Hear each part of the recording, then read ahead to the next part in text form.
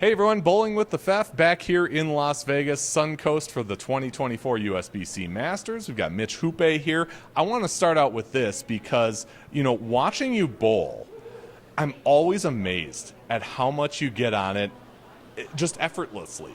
Tell us about your release, because I know I'm not the only one who wants to know the secret. Yeah, I know. That's a lot of people say the same thing. I just think I'm a product of my environment. I just grew up bowling in houses that were really tight down lane. So, I mean, if you look a lot of bowlers from Winnipeg, where I'm from, a lot of one-handers, high rev rate, high ball speed too. Tell us about the Masters. How's it been going for you? I know, we're on match play day, and this isn't going to be exactly evergreen because we're going home today. But once we get this on, it'll be past most of the match play anyway. How'd you get to this point?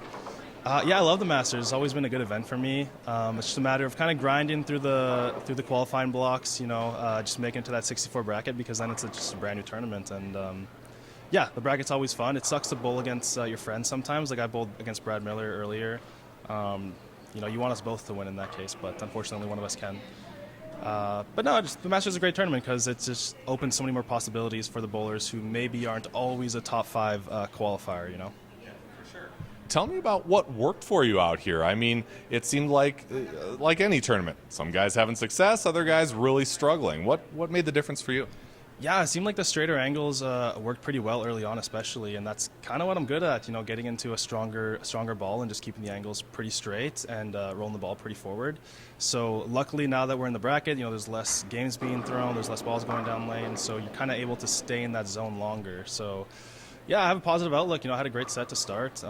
Hopefully we can keep that going forward.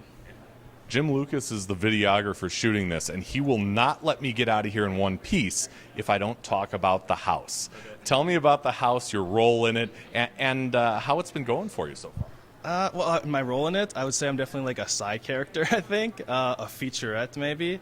It's just a group of guys that we're obviously great friends, and we have been great friends for a while, and the house name comes from we get B&Bs together, so it's always a matter of who in the house is doing well or who in the house made the cut.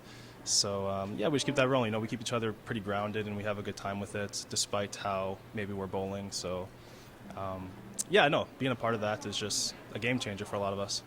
I know the content creation thing for me, when you see something really kind of catch some traction and get views and things like that, it really makes me feel good.